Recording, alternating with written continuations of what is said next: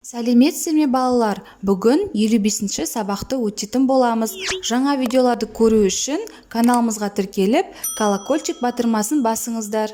Тұрлаулы мүшелер. 17-ші жаттығу.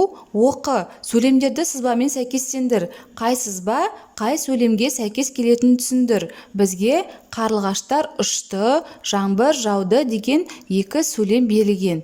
Бұл сөйлемдегі сөздер қандай сұрақтарға жауап береді? Қарлығаштар ұшты. Не қарлығаштар? Не қылды? Ұшты. Жаңбыр жауды. Нелер? Жаңбыр қайтты, жауды. Сөйлем мүшелері. Сөйлем құрауға қатысқан, толық мағыналы, белгілі бір сұраққа жауап беретін және сөйлемдегі басқа сөздермен байланысып тұратын сөздер. Сөйлем мүшелері. Тұрлаулы мүшелер және тұрлаусыз мүшелер болып екіге бөлінетінін сіздер білесіздер. Тұрлаулы мүшелер сөйлем құрауға негіз болады. Тұрлаусыз мүшелер өздігінен сөйлем құрай алмайтын, тек сөйлемдегі ойды толықтырып тұратын мүшелерді айтамыз. Бүгінгі тақырып бойынша тұрлаулы мүшелерге тоқталайық. Бастауыш пен баяндауыш сөйлемнің тұрлаулы мүшелеріне жатады. Яғни олар сөйлем құрауға негіз болады екен. 18-ші жаттығу. Мәтінді түсініп оқы. Отырар көне қала. Қаланың орны отырар төбе деп аталады. Бұл жерде қыш ыдыстардың қалдықтары көп.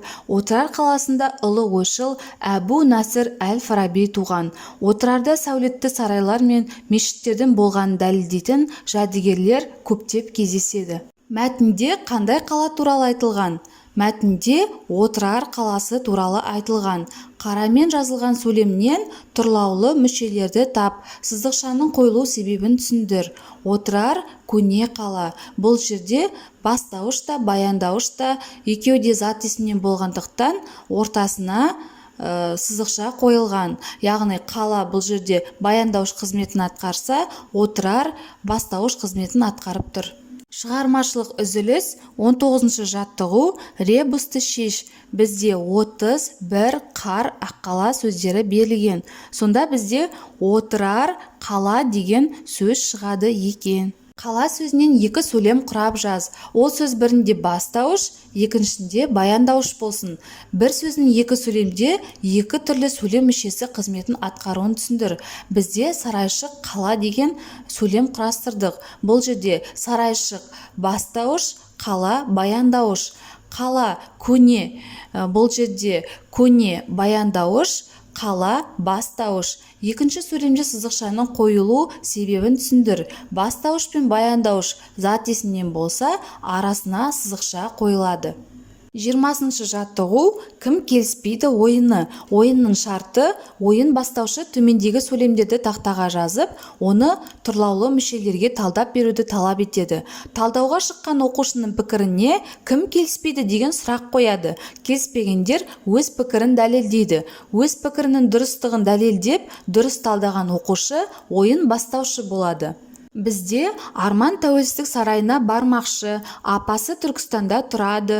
Ол таңертең Баянауылға соқты. Біз Астананы араладық деген сөйлемдер берген. Енді біздер оларды бастауыш және баяндауышқа талдайық. Арман тәуелсіздік сарайына бармақшы. Қайтпекші. Бармақшы. Кім? Арман. Апасы Түркістанда тұрады. Қайтеді? Тұрады. Кім? Апасы. Ол таңертең Баянауылға соқты. Не істеді? Соқты. Кім? Ол. Біз Астананы араладық. Қайттік. Араладық. Кім? Біз. Сонымен қатар сіздерге тағы да мысалдар келтірейін. Алмас сабақты өте жақсы оқиды. Не істейді? Оқиды. Кім? Алмас. Қыран-құс аспанда қалықтап ұшып жүр. Қайтеді? Ұшып жүр. Не? Қыран-құс. Балалар жазғы демалысты асыға күтіп жүр. Не істеді? Күтіп жүр. Кім? Балалар. Әже тоқыма тоқып отыр. Не істеді? Тоқып отыр. Кім? Әже. Осымен біздің сабағымыз аяқталды. Каналымыз пайдалы болған болса, лайк басып тіркеліп қойыңыздар. Жаңа видеолар сізге бірінші болып көрінеді.